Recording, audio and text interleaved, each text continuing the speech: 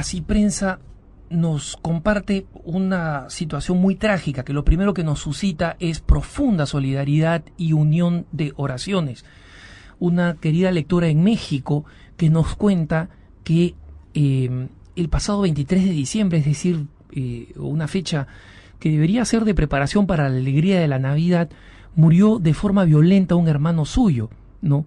Y por supuesto, esta lectora se describe a sí misma aturdida, abrumada, con muchas preguntas sobre todo esto que no alcanzo a comprender todavía, y con toda razón.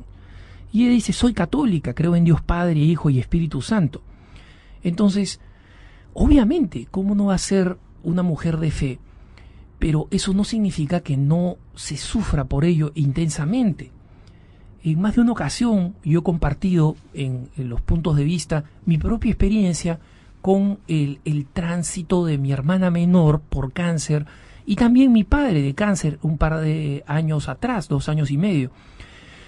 Y puedo de alguna manera imaginarme, pero solo imaginarme, el dolor de esta querida lectora, porque en mi caso la enfermedad permitió prepararme y preparar a mis familiares, ¿no? Con la asistencia cristiana. Yo en más de una ocasión le he dicho que mi padre murió una muerte santa y mi hermana recibió la asistencia sacramental, todos los auxilios de nuestra Santa Madre Iglesia.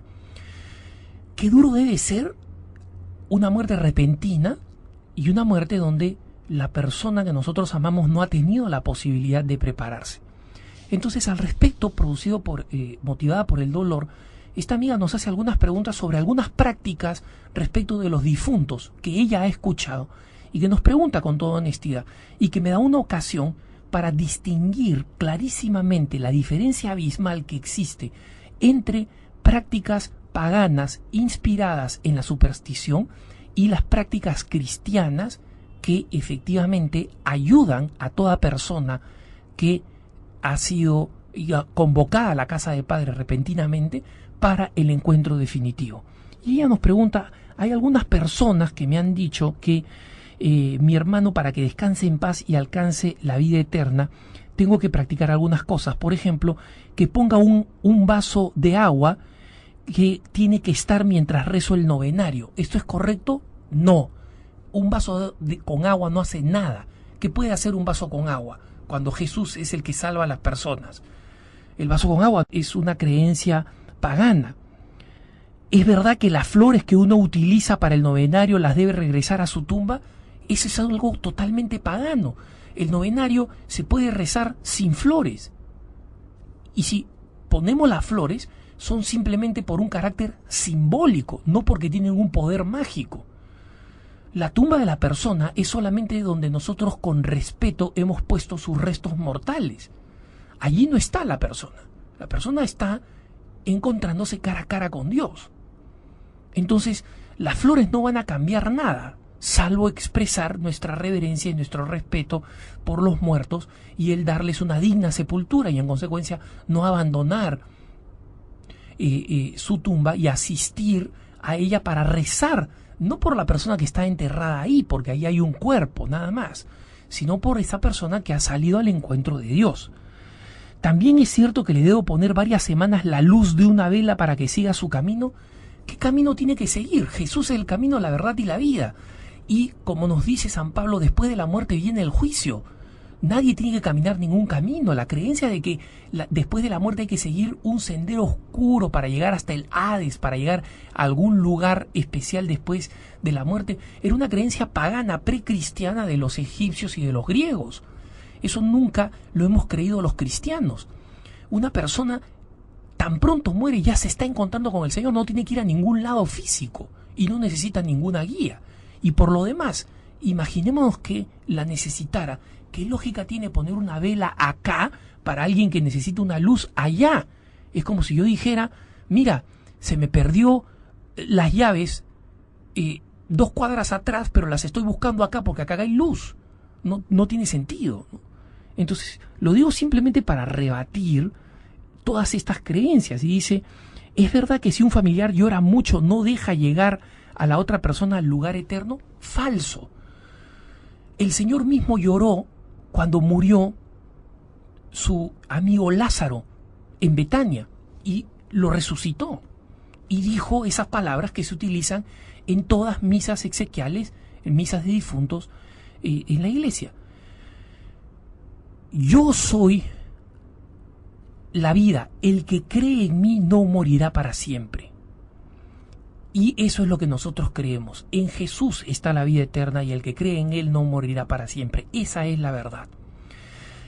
Entonces, todas estas cosas que nos menciona y otras prácticas más que son completamente supersticiosas y paganas, ponerse de cabeza, pararse así, dar tantas vueltas, tomar licor y escupirlo en la tumba. Miren, he escuchado de las cosas más descabelladas para creer que de esa manera una ayuda al difunto, al familiar difunto, a encontrarse con el Señor.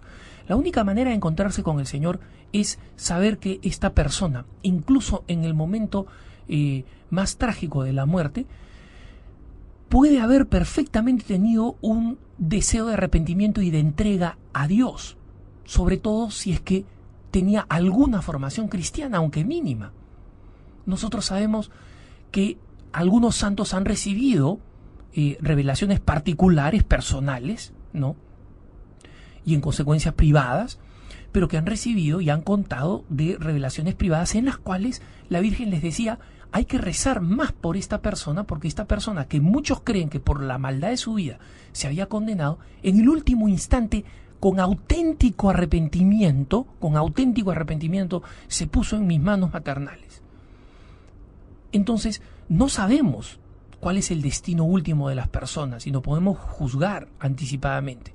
Y en consecuencia, siempre nos queda la esperanza de que esa persona se pueda encontrar con el Señor pronto, y para eso nosotros tenemos las prácticas de buscar, liberar y llevar al cielo las almas del purgatorio. Y es una devoción extremadamente práctica, altamente recomendada por la Iglesia, y que consiste en llevar una vida de fe y realizar las prácticas que logran las indulgencias plenarias. ¿Cuáles son estas prácticas? Confesión sacramental, recepción de la Eucaristía, orar por las intenciones del Papa, alejar todo deseo de pecado del corazón y realizar las distintas actividades que nos permiten ganar indulgencias plenarias. Algunas son habituales, como por ejemplo visitar el Santísimo durante un espacio de media hora. Otras son comunitarias, como rezar el rosario en comunidad. Una vez uno puede juntar a la familia para rezar el rosario por el fiel difunto, y cumpliendo con estos otros requisitos, que en el plazo de 8 días la persona asista a la comunión sacramental, reciba la Eucaristía, etcétera. Son todas ocasiones magníficas para poder entregarse al Señor personalmente, poder ganar en virtud, recibir la fortaleza física y espiritual que necesitamos después de la muerte de un fiel difunto, pero fundamentalmente es una manera de abrirle el camino a cualquier fiel difunto al encuentro personal con Jesucristo y el descanso eterno en el seno del Padre. Entonces, no hay que confiar en prácticas supersticiosas que no sirven para nada, pero sí confiemos plenamente en las que son fuentes de esperanza, las prácticas cristianas, el ofrecimiento de las dificultades cotidianas, porque van a tener el magnífico doble efecto de abrirles el camino a nuestros seres queridos para el encuentro definitivo con el Señor Jesús y elevarnos también en nuestra vida de santidad personal gracias a la práctica de una vida virtuosa y de devociones que nos ayudan a acercarnos más al Señor. A esta querida amiga, nuestras oraciones y nuestra solidaridad, y que tengan un buen día.